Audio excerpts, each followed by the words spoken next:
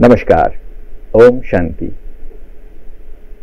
दादी जी के संस्मरणों को याद करते हुए हम फिर ले आए हैं एक नई कड़ी। दादी जी जैसे महान व्यक्तित्व संसार में कम ही हुए हैं। उस महान विभूति के साथ के अनुभवों को आपके सामने आज साझा करने के लिए हमारे साथ हैं ब्रह्मा कुमार मृत्युंजय भाई जी। भाई जी, आपका स्वागत है। ओम शांति। नमस्ते। मृत्युंजय भाई जी ब्रह्मा कुमारीज के कार्यकारी मुख्य सचिव हैं।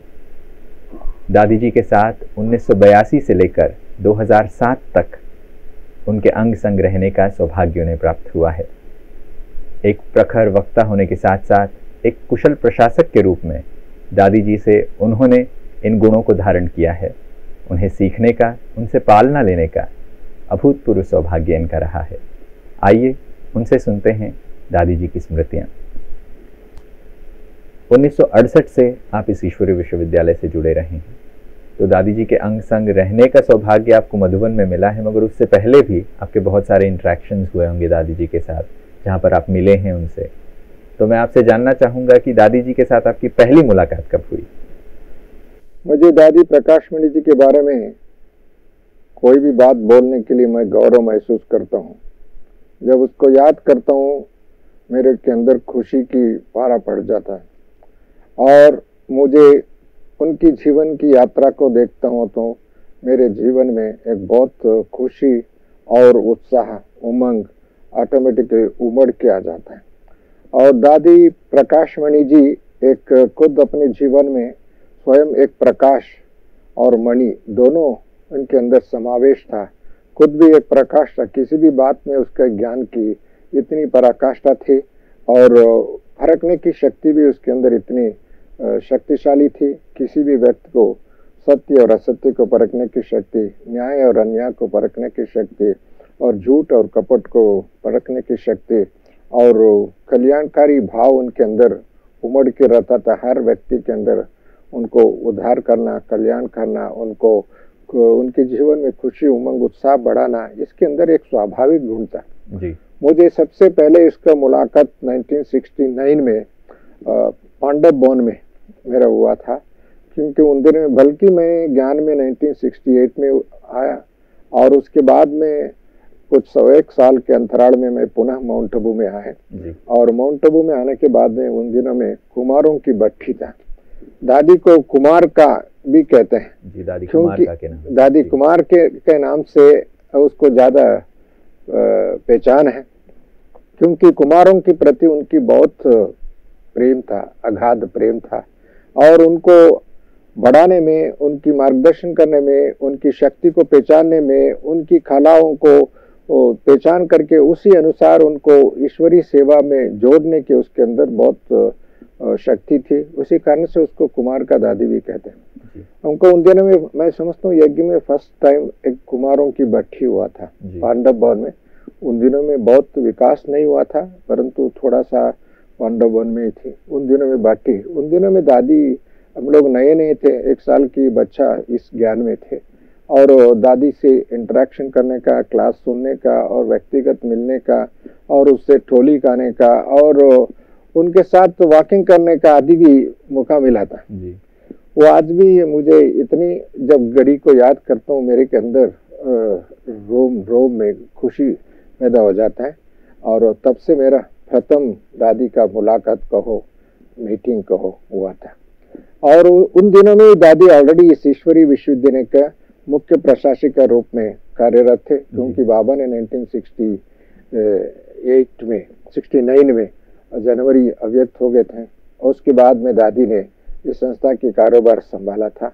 और उन दिनों में दादी के साथ दीदी मनमोहिनी जी भी थे जी। और उन दोनों मुलाकात करने का अवसर मिला, क्योंकि उन दिनों में क्लास में दादी मनोहर इंदिरा जी भी क्लास कराती थी, और दूसरी भी खूंज दादी भी क्लास कराती थी कभी कुमारों को, और विशेष करके चंद्रमणि दादी भी क्लास कराती थी।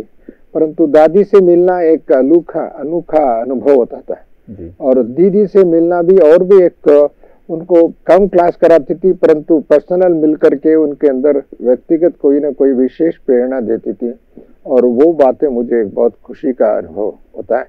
और लोग उस समय में कहते थे दीदी दादी, कहने के लिए दो शरीर है, आत्मा एक है जी। ऐसा उनके अंदर वास्तव में उनकी संस्कार के हिसाब से भी, सोच के हिसाब से, कोई भी बात को निर्णय करने के हिसाब से और इस यज्ञ को चलाने की विधि में उन दोनों एक मत देखने को मिलता था। और कभी उनको एक दो के इतनी अपार रेस्पेक्ट था, रिगार्ड था, प्यार था, ये देखने को वास्तविक को मिलता था। इसके लिए मैं 1969 में अराउंड दिसंबर की मास में, भले उन दिनों में ठंडी के दिन थी, मैं साउथ इंडिया से आया था, बहुत ठंडी थी, मेरे को दादी ने खुद आकर के एक दिन एक शाल दिलाया, क्योंकि हम लोग नए नए बच्चे थे, हम लोगों को इस ठंडी का इतना अनुभव नहीं था। दादी ने देखा तुम ये लड़का इतना ठंडी में कैसे रहते हो, दादी ने खुद मेरे को एक स्वेटर दिलाया और शॉल भी दिलाया। देखो इन्होंने व्यक्तिगत पर्सनल केयर भी करते थे, सबसे बड़ी बात। और ये मुझे विशेष एक पर्सनल टच कहो, एक मातृत्व का प्यार कहो, और एक संस्था के हेड होने के नाते से इन बच्चों को कैसे आगे बढ़ना। दादी ने मेरे को एक बात शब्द उन दिनों के, आपका जन्म पत्री बाबा जानता है, दादी भी जानती है, ऐसे बोले। मेरे को तो आश्चर्य का, मैंने जिंदगी में मेरे हाथ किसी को नहीं दिखाया, ना किसी को पंडित के पास नहीं गया, ना किसी को मेरा जन्म पत्री क्या जानने के लिए भी मैं इच्छुक नहीं था। परंतु दादी के अंदर दादी ने एक स्वाभाविक रीति से दादी ने कहा बाबा भी जानते हैं, हम दादी भी आपका जन्म पत्र। मैंने बोला मेरा जन्म पत्र क्या है, परंतु उसका पहचान मुझे बाद में मालूम पड़ा दादी क्यों कहा, क्योंकि मुझे ये विश्वास नहीं था मैं इतना लंबे समय इस यज्ञ में चल सकेंगे, वह समर्पित हो जाएंगे, वह ईश्वरीय कार्य में मैं कुछ सहयोग दे सकेंगे, वह मुझे दादियाँ इतना मेरे ऊपर विश्वास रखेंगे, वह विश्वास के साथ साथ ईश्वरीय कार्य कर सकेंगे। मेरे अंदर एक क्षमता मेरे को पहचान नहीं था, इसके लिए दादी ने शायद उन दिनों में वो पहचान लिया था, इसके लिए दादी ने कहा था तेरा जन्म पत्री दादी जानती है। पहले ही मुलाकात में, फर्स्ट इंटरेक्शन में ही दादी के साथ आपने ये देखा कि उन्होंने आपके डेप्थ्स को, आप कैसे हैं, आपके स्पेशलिटीज को पहचान लिया। ये विशेषता, वही बात दादी ने उनकी शब्दों में दादी कही, मैं आपका जन्म पत्री जानती हूँ। मेरे को उन दिनों में जन्म पत्री क्या होता है वो भी मेरे को मालूम नहीं था, परंतु मेरा भविष्य को जानते ऐसा मेरे को एक विश्वास हुआ, मेरा भविष्य क्या है। और ये मेरा भविष्य शायद दादियों को भी मालूम है, बाबा को तो मालूम ही है, और ये विश्वास तो हो गया। और परंतु मेरे को अपने आप में एक विश्वास बढ़ गया, दादी से मिलने के बाद में मेरे जीवन के अंदर एक नया विश्वास पैदा हुआ, और मुझे एक ईश्वरीय ज्ञान में और भी एक विश्वास बढ़ गया, और इस कार्य में हमको सहयोगी बन सकते हैं, ऐसा करके एक पहचान मुझे को मिला, और मुझे करना भी चाहिए, ऐसा एक रिकॉग्निशन, रियलाइजेशन मेरे अंदर ही हुआ। ये बात मैंने दादी को 1968 में, उसके बाद में कई बार दादी से मुलाकात हुई, विशेष करके मैं 73 में फर्स्ट एक दिल्ली में मेला हुआ था। उन दिनों में मुझे कर्नाटक की तरफ से एक स्टॉल बनाने के लिए मेरे को जवाबदारी दी गई थी, त्योहारों का आध्यात्मिक रहस्य, इस विषय पर मैंने एक सुंदर स्टॉल भी बाबा की प्रेरणा से, भाई बहनों की सहयोग से, सर्व की सहयोग से, सुखमय संसार ऐसे में सर्व के सहयोग से एक सुंदर स्टॉल भी बनाया था। दादी आकर के देख के बहुत अप्रिशिएट किया जी। पहले खुद ही आकर के अवलोकन किया ओपनिंग से पहले, और उसके बाद में किसने बनाया ये सारे पूछी। मैंने बोला दादी सभी से डिस्कशन करके ये बनाए, एक बहुत अच्छा। दादी ने बड़ा अप्रिशिएट किया। देखो दादी के अंदर कोई भी अच्छा काम करते उसको अप्रिशिएट करना, उनको मोटिवेट करना, उसको आगे बढ़ाना उनके अंदर एक स्वाभाविक गुण था जी। मुझे उसमें बहुत विश्वास हो गई, दादी देखो हमको अप्रिशिएट किया। और साथ साथ में दादी ने उसका स्वाभाविक जब भी मिलते टोली देना और कुछ प्रेरणा देना, ये सभी था। उसके बाद में उस मेला हो गया था, दादी से हम लोगों ने चर्चा की, दादी ये मेला बेंगलुरु में भी करना चाहते हैं जी। दादी ने कहा तो बहुत अच्छी बात है, परंतु हम लोगों के पास पैसा नहीं था, इतना बड़े प्रमाण में जगदीश जी ने दिल्ली में ऑर्गेनाइज किया था, उसके नेतृत्व में सभी दादियाँ थी और गुजार दादी सभी थे। और उनके बाद में दादी ने कहा, दादी खुद ही बेंगलुरु में आ गई। दादी आकर के बेंगलुरु में सबके साथ मिली, सबसे मीटिंग किया और आयोजन करने के लिए प्रोत्साहित किया और उमंग उत्साह दिलाया। हमारा दादी हृदय पुष्प दादी उन दिनों में कर्नाटक की इंचार्ज थे, उनको भी उमंग उत्साह बना, ये जरूर करो, ये बाबा की सेवा, ऐसा करके दादी को अंदर भर दिया, एक खुशी भर दिया और हिम्मत भर दिया। क्योंकि वो लाखों रुपए की खर्च आती। उन दिनों में यज्ञ में इतनी साउथ में सेंटर्स भी नहीं थे और धन की इतनी संपत्ति थी, परंतु एक उमंग उत्साह जो था उन्होंने दादी ने। उसके बाद में बहुत बड़े मेला तो आयोजन किया सुभाष नगर ग्राउंड में। दादी आए, जगदीश जी आए और अन्य दादियां, बहुत लोग आए, सभी यज्ञ की महारथी उन दिनों में सब आए। उसके बाद में बहुत सफल हुए। उन दिनों में हम बहुत एक्टिव रीति से यज्ञ में सहयोग करके माना मेला में रह करके काम करते थे। उन दिनों में हम लौकिक से एक हमारे सर्वज्ञ एजुकेशन सोसाइटी की नाम से हम चलाते थे, उधर काम भी करते थे और इधर भी सहयोग करते थे और हम लोगों को खाना खुद पकाते थे जी। कुमार होने के कारण मेरे साथ और भी हमारा एक मित्र भाई है और महादेव भाई, हम दोनों रह करके काम करते। दादी ने आकर के एक दिन बेंगलुरु में आई थी। बेंगलुरु में आकर के दादी हृदय पुष्प दादी के साथ बात करते हुए हम दोनों से मिले। मिलने के बाद में दादी ने पूछा हृदय पुष्प दादी से, ये बच्चे कहाँ खाना खाते हैं? हमने बोला अपने कमरे में बनाते खाते हैं। और हृदय पुष्प दादी को नहीं, इन दोनों को यज्ञ में खाना खिलाओ। हमने पूछा नहीं है, इनको दोनों को पूछती थी और कितने बजे उठते हो, क्या क्या करते हो, सारी एक्टिविटीज। तो क्योंकि मेला करना इतना बड़ी बात थी उन दिनों में और इसमें जवाबदारी भी थी और साथ साथ में हम लोग को रात दिन काम करना होता था।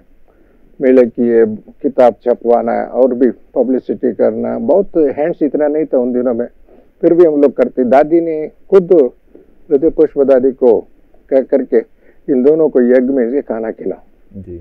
भले उनकी पहले हम लोग तो यज्ञ में भोग लेते थे, कभी कभी खाते थे, परंतु एक रेगुलरिटी, एक नियम के अनुसार नहीं था।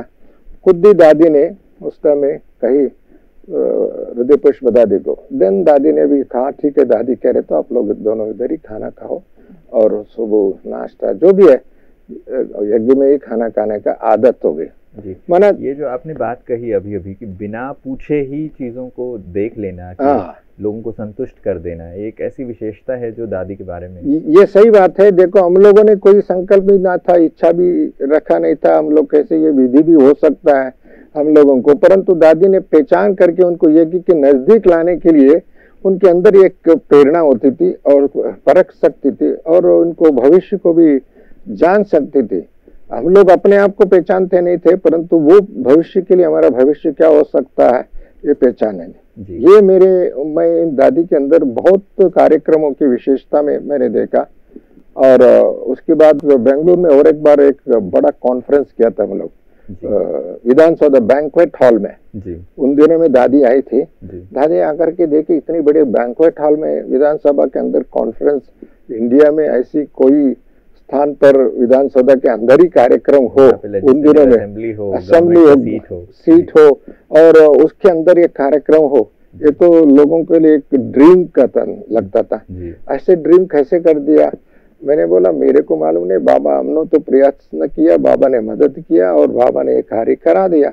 और मुझे बहुत एक स्वाभाविक रीति से दादी से मैंने इंटरेक्ट किया, परंतु दादी को बहुत खुश हो गई। एक ईश्वरी विश्वविद्यालय का पहचान एक विधानसभा बैंक्वेट हॉल में, उन दिनों में चीफ मिनिस्टर है, एक सुप्रीम कोर्ट का जज भी आया, गवर्नर भी आया, इतने वीआईपी तो सारे लोग आए। उसके लिए हम लोग बड़ी वेरी एक्टिव एंड एनर्जेटिक थे।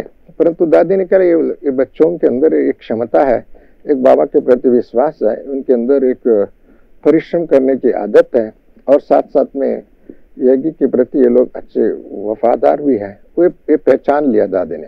पहचान करके दादी ने हमको बहुत सहयोग दिया, हर बात में सहयोग दिया।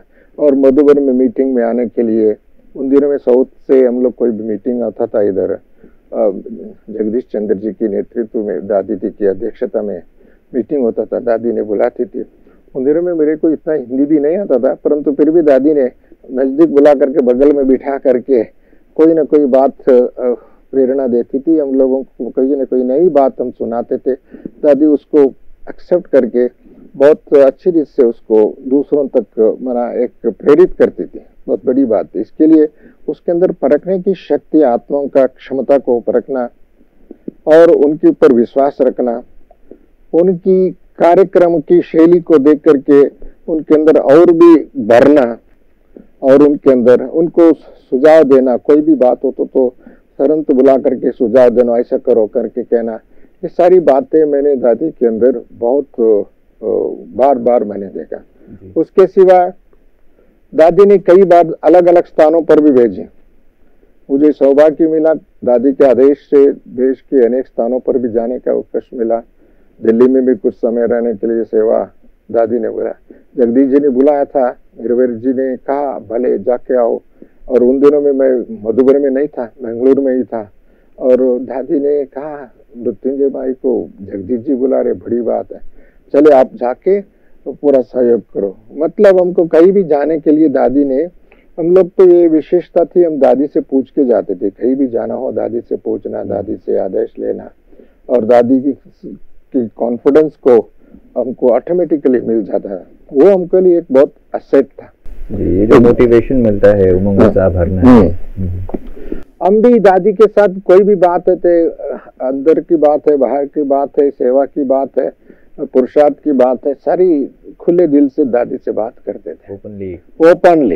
एक बड़ी मदर कहे, वर्ल्ड मदर कहो, उसकी तरीके से, एक संस्था की हेड की नाते से भी, एक स्पिरिचुअल लीडर की तरफ से, और उनसे कोई भी बात की सॉल्यूशन फट से मिल जाता था।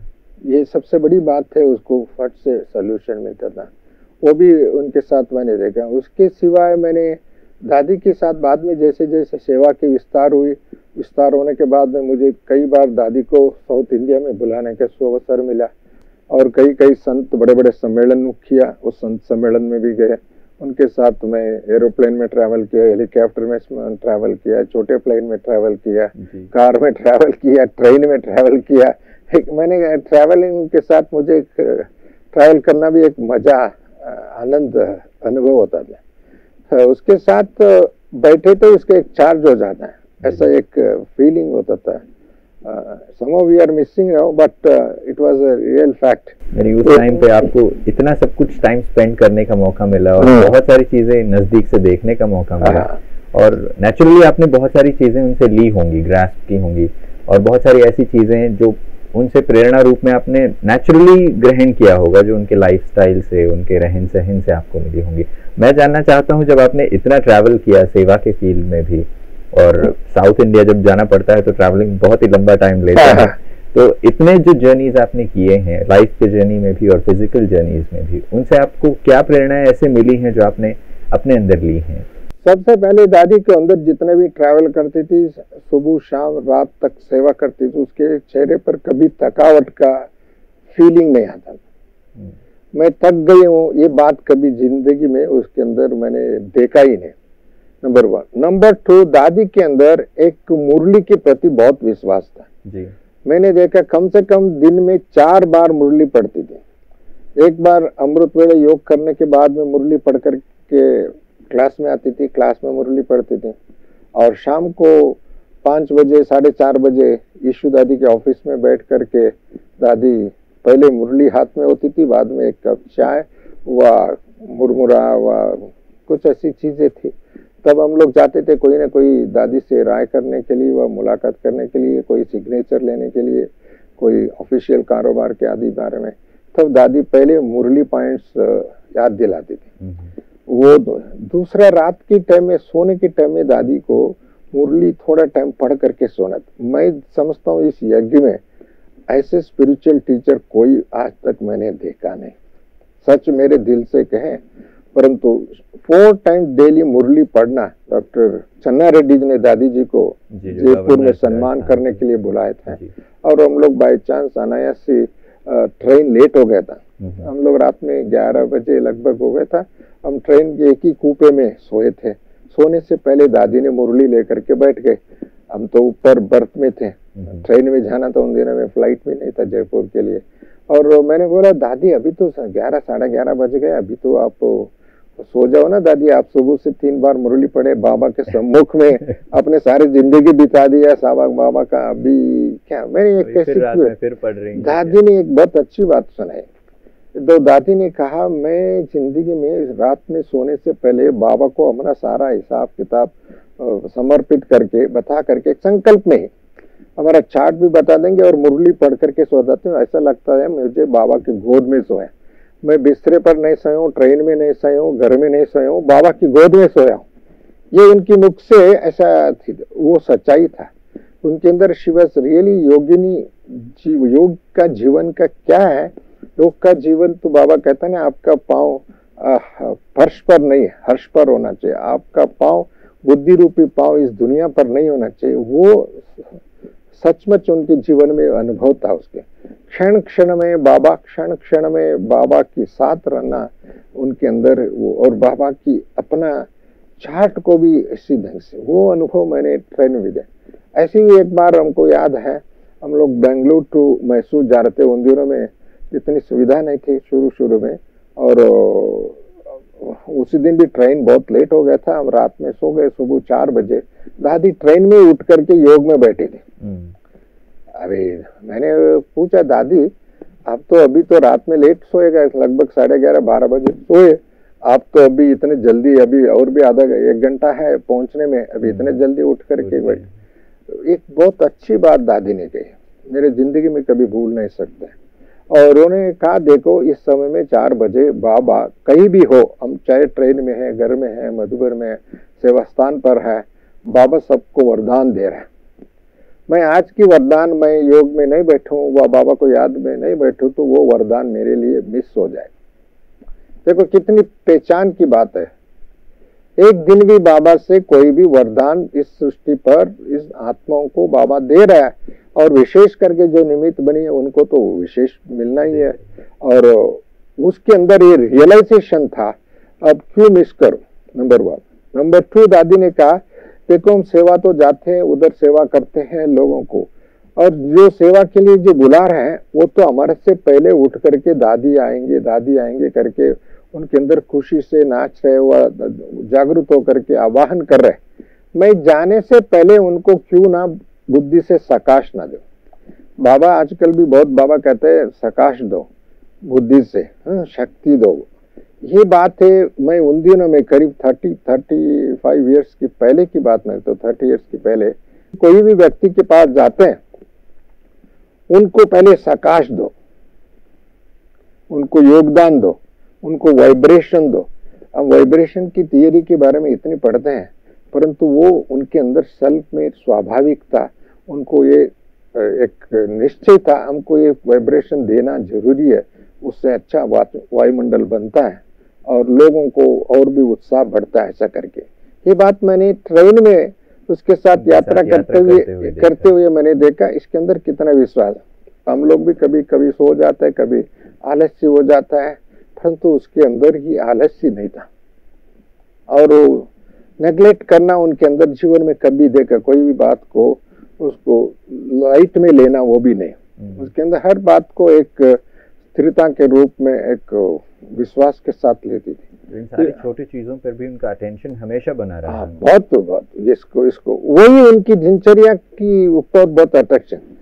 मेरे को सबसे बड़ा टीचर ये है, मैं कभी कभी सेवा करते करते कभी थक के भी, कभी मॉर्निंग मुरली में क्लास में जाने नहीं जाता था, मिस होता। दादी ने क्लास में बोल देती थी, आज मृत्युंजय क्लास में दिखाई नहीं देते, कहाँ है क्या सब जोर से। मेरे को तो डर लगता था, मैं कभी कमरे में हो किधर भी हो, मैं भाग के जाता था, अभी दादी मेरा कान पकड़ेंगे बाई चांस क्लास में नहीं वो जाते तो मैं डर के जाता था, अभी दादी क्लास में ही बोलेंगे। परंतु दादी के प्रति एक तो डर भी था, और दादी हमको हमारे के लिए अच्छे के लिए याद कर रही है, अच्छी बात। इसके लिए मेरा आदत भी बहुत स्ट्रांग हो गया। और दादी कहते थी पहले, कभी कभी क्लास में भी बाई चांस, बाद में नहीं तो दादी पांडव भवन के आंगन में मिलती थी। आंगन में दादी मृत्युंजय आज तो बाबा के ये कहा, आपने तो बाबा का मुरली नहीं सुना, तुम पहले मुरली सुनो, बाद में जाकर के नाश्ता करो। देखो कितनी हमारे प्रति शुभ भावना थी। और क्योंकि उनकी मालूम है मुरली हमारा जीवन का प्राण है, प्राण है, वो उसका संस्कार हमारा लाइफ में उन्होंने डाला, सचमुच वो देखा। उसके लिए वो बहुत बड़ी, मैं समझता हूँ कभी भी अभी भी उसको, दादी को याद करता हूँ, जब भी वो बातें याद आती थी। भले वो लगते तो लोगों को उस टाइम, कई लोगों को वो अपने के लिए भी, दादी ने हमको इंसल्ट कर दिया। नहीं, इंसल्ट नहीं है, हमारे के लिए एक वरदान हो गया। नहीं, सही बात है। अगर क्लास में ऐसा पूछा गया तो बहुत सारे लोग ऐसा फील करते हैं कि भाई हम क्लास में नहीं गए और दादी ने ऐसा पूछ लिया तो उनको इंसल्ट फील हो, मगर वो इनडायरेक्टली आपको एक ब्लेसिंग बनकर ये वरदान हो गया, मेरे लिए एक वरदान हो गया, मेरे लिए अच्छा संस्कार बनाने की विधि हो गया और अच्छा सोचने के लिए विधि हो गया और मेरे कमजोरी को खत्म करने के लिए एक शक्तिशाली माध्यम हो गया। सचमुच देखता हूँ ये सारी बात याद आती तो हमको अपने आप में दिल से ही बाबा को, दादी को शुक्रिया, क्योंकि ऐसी जीवन जीने की कला इन्होंने सीखा और ये उनके जीवन में नेचुरल था। और दूसरा इनके अंदर ये था, कोई भी व्यक्ति को कोई भी तकलीफ है, वह बीमार है, वह कोई भी, उनके पास जा करके खुद मिल करके उनकी बातों को पूरा समझ करके उसको तुरंत उसको समाधान देना उसके अंदर एक गुण था। उसको किसी को भी नेग्लेक्ट नहीं करते थे, उसके अंदर एक स्वाभाविक रीति से, वो भी उसको दिखाने के लिए नहीं है, उनके अंदर वो कहते हैं हमारा परिवार है, हमारा फैमिली है, हमारा गॉडली फैमिली है और मैं गॉडली फैमिली का हेड होने के नाते मेरा ये कर्तव्य है। उसको ये भी नहीं, अभिमान भी नहीं आता था मैं इतना काम करते, परंतु ये मेरा कर्तव्य है ऐसा समझ करके उन लोगों को दिल जीते थे। उसको किसी का भी दिल जीतने में नंबर 1 थे, उसके लिए बिल्कुल एफर्टलेस उसके अंदर उनके हर एक को स्वाभाविक रीति से उसको उनकी प्रति एक प्यार पैदा हो जाता था, स्नेह पैदा हो जाता और सहयोग की पैदा था। दूसरी जो बात है, मैंने जीवन में देखा, पांडव भवन में बाबा अव्यक्त होने के बाद में दादी निमित्त बनी। उन दिनों में हिस्ट्री हॉल ही था जी। हमारा आंखों के सामने दादी की नेतृत्व में मैंने देखा, उसने जो जो संकल्प किया वो सब साकार। मेडिटेशन हॉल बनी, उसके बाद में ओम शांति भवन बना। ओम शांति भवन बनने पहले मेडिटेशन में मीटिंग हुआ था, उसके बाद में उधर एक पेड़ है, पेड़ के नीचे मीटिंग हुआ था, उसमें निर्णय लिया गया और उन दिनों में अंदर दादी सबके अंदर उत्साह उमंग भरा। मैंने देखा कैसे साकार होते हुए निर्वैर भाई जी ने दादी जी को अंग संग दे करके उसको कार्य को, एक विजन को एक साकार देने में उसने बहुत परिश्रम किया, मैं जानता हूँ। और इसके बाद में दादी ने एक, वो भी छोटा हो गया, ज्ञान सरोवर बना। ज्ञान सरोवर के लिए भी मधुबन मेडिटेशन हॉल में मीटिंग हुआ था, उसमें जगदीश जी भी थे। उन दिनों में योजना बनी और इतना बड़ा योजना बनने के बाद में धन भी इतना नहीं था, फिर भी दादी के अंदर बाबा का कार्य होना है, उसके अंदर काफी बातें चर्चा हुई, वो सभी लंबी हिस्ट्री है। परंतु दादी के अंदर ये जो संकल्प हुआ, उस संकल्प ने बाबा ने साकार कर दिया, वह बाबा के संकल्प को दादी ने साकार कर दिया। ये दोनों सिनोनिमस हो सकता था, बाबा ने ये संकल्प किया है, दादी ने उसको साकार करना। भले उस समय ये दादी ये नहीं सोचती थी ये कैसे होगा, ये तो बाबा का कार्य होना ही है, ऐसा करके उसकी दादी के अंदर एक विश्वास, स्ट्रॉन्ग डिटर्मिनेशन था। वो डिटर्मिनेशन को दूसरी आत्मा के ऊपर ट्रांसफर कर देती थी। ऐसा भी नहीं कि स्वयं डिटरमाइंड है, सभी में वो सभी में अंदर ये डिटर्मिनेशन ट्रांसफर करके उनके अंदर उत्साह भर करके ये कार्य करना है हम सबको, ये एक हर एक को अपनत्व का अनुभव करा करके उसको कैसे भी करके सका। That was a wonderful quality था। मैंने दादी जी की जीवन में देखा, she is never compromise with truth, at the same time spirituality माना ह्यूमिलिटी, स्पिरिचुअलिटी माना ट्रूथ, स्पिरिचुअलिटी माना पीस, स्पिरिचुअलिटी माना ट्रू लव। स्पिरिचुअलिटी हो सिर्फ घमंड हो तो लोगों को शास्त्र ज्ञान है, घमंड है, परंतु उनके अंदर स्पिरिचुअलिटी दिखता ना हो, वो नहीं था। She was the authority of truth, she was an authority of love, she was authority of peace, she was an authority. वो कहीं भी जाते तो शांति का एक किरण ऐसे फैल जाता था, वायुमंडल बन जाता, लोग किसी से मिलते तो उनको अंदर शांति का फील होता था जी। उनकी के बारे में लोग कहते हैं, पर्सनालिटी के बारे में कहते हैं कि जब दादी जी किसी सभा में आते, बिना कहे हुए अगर वो सिर्फ हाथ हिला देते तो द होल क्राउड, लाखों लोग उनसे ऐसे प्रभावित हो जाते जैसे वो कहते कि ये हमारी दादी है, जैसे एक पर्सनल कनेक्ट महसूस करते। ये सच्चाई है वास्तव में। दादी चाहे मधुबन में हो, चाहे शांति वन की जो डायमंड हॉल हो, चाहे बड़े बड़े पब्लिक सभा में है, लाखों लोगों की सभा में है, वो दादी की आते ही हुए वायुमंडल चेंज हो जाता है। और इनके अंदर दूसरा भी एक मैंने देखा, दादी के अंदर इतनी क्षमता थी, प्रकृति भी उनको सहयोग देता था। मैं कई बार तो बहुत बारिश की वायुमंडल बना, 2-3 दिन पहले बहुत भारी बारिश हो रहे थे, लोगों के अंदर ये कहता कल बारिश हो जाएंगे तो कार्यक्रम कैसे जाएगा, क्योंकि बड़े बड़े ग्राउंड में है। दादी कहती थी आप सिर्फ योग लगाओ, आपको बाबा मदद करेगा, कुछ नहीं होने वाला। ये बातें उसके अंदर, दादी के अंदर एक विश्वास होता था। और मैंने वो प्रैक्टिकल में देखा। मैंने कलकत्ता में करीब 2 लाख भाई बहनों का सभा की योजना बनी थी और 3 दिन कंटिन्यूस बारिश था। जिस दिन सभा होना था उस दिन एक बूंद भी पानी नहीं थी। दादी ने पहले बोला आप घबराओ नहीं, बाबा साथ में है, ईश्वरी सेवा होना है, होगा, और आप लोगों ने अच्छा मेहनत किया है, ऐसा करके लोगों को भी दिल भी लेती थी और विश्वास भी दिलाती थी। और बाद में प्रैक्टिकल भी ऐसे ही हुआ, मैंने देखा। इसके लिए उनको प्रकृति भी ऐसे ही सहयोग देता था। मैंने देखा प्रकृति का कहता है ना, मन जीत है वो जगत जीत, मन भी जीती थी और प्रकृति भी उनको उनके सहयोग हाजी करते थे, वो भी था। और नेता भी, एक बार मैंने एक बात बता रहा था, दादी को थोड़ा तबीयत ठीक नहीं था, अब्दुल कलाम जी को मालूम पड़ा था। अब्दुल कलाम जी अहमदाबाद में कुछ अन्य कार्यक्रम में, उन्होंने सोचा दादी से मिल के जाओ। उन्होंने मैसेज दिया दादी से मिलने के लिए, राष्ट्रपति अब्दुल कलाम जी आ रहे हैं। हम लोगों ने तुरंत एक छोटा कार्यक्रम भी आयोजन किया बच्चों को, यूथ के लिए। और उसके बाद में दादी आते हुए दादी से मिले और उनका शेड्यूल में पहले भोजन आदि का नहीं था और दूसरी कार्यक्रम। हम लोग, दादी ने कहा आपके लिए सभी बच्चे भी वेट कर रहे हैं। दादी से करीब 15-20 मिनट मिलने के बाद में उन्होंने सभा में भी जा करके मिले। दादी ने कहा आप आए हैं बाबा के घर में, भोजन करके ही जाना। और उसने कहा, उसका शेड्यूल पहले नहीं था, इट इज उसने प्रेसिडेंट है उनके पहले ही प्री शेड्यूल्ड होता है। दादी कहने के बाद डॉक्टर अब्दुल कलाम जी ने कहा ठीक है दादी, और दादी ने तुरंत उसके लिए भोजन बनवाया सभी मेरे को, और सभा में जा करके एड्रेस करके और वापस आए। और आकर के दादी इतनी प्यार से दादी के साथ भोजन भी किया। मेरे कहने की भाव ये है, दादी को बड़े नेताओं को भी उनको उतनी इक्वल एक रेस्पेक्ट रखना, उनको उन लोग भी उनके प्रति उतना ही रेस्पेक्ट देते। दादी जी कह देते तो उनको अनशेड्यूल को भी शेड्यूल बना देते। प्री प्लान नहीं होता तो प्लान हो जाता था।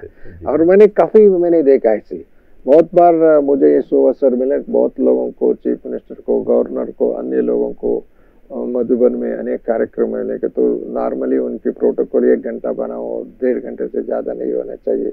ऐसा तो कहते हैं हम लोग, तो ठीक है बनाते तो कहते हैं। आने के बाद में दादी कहते हैं आने के टाइम में आपका है, जाने के टाइम हमारा इजाजत है। आप आए हमारे मर्जी से हैं, मगर जब जाएंगे वो हमारे हिसाब से जाएंगे। और उसको वो प्यार से दादी कहती थी। लोग तो 2-2, 3 घंटा भी आराम से दादी के साथ वार्तालाप करते हुए रह जाते थे, उसको पता भी नहीं पड़ता था टाइम। और they used to feel that we have spent our time, valuable time with a valuable leader, with a true leader। सबसे बड़ा है उसके अंदर प्योर कॉन्शियस की परिणाम क्या हो सकता है, मैंने उसके जीवन में देखा। इसके लिए हम सब यही कहेंगे, दादी जी जैसे महान आत्मा बने, ईश्वरीय ज्ञान और योग हमको मदद तो है ही है, और दादी जी जैसे लीडरशिप को बनाने में हम सभी सदा प्रयत्नशील रहे, और दादी जी की कदमों पर चलने का हम हिम्मत रखें, और वो हिम्मत हम सबको बहुत आगे ले जाएंगे।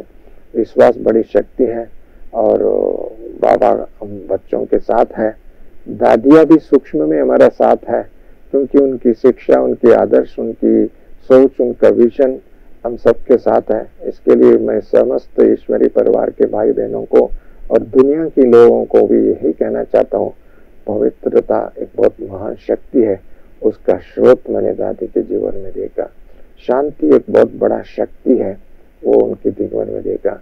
और प्रेम जो है, सच्चा प्रेम है, दिल की प्यार है, और अनकंडीशनल लव है, और छोटे बड़े गरीब अमीर सबके प्रति प्रेम करने की जो नेचर था उनके अंदर, वो हम लोगों को जीवन अपनाएंगे। मैं समझता हूँ भारत जल्दी से जल्दी स्वर्ग बन जाएगा।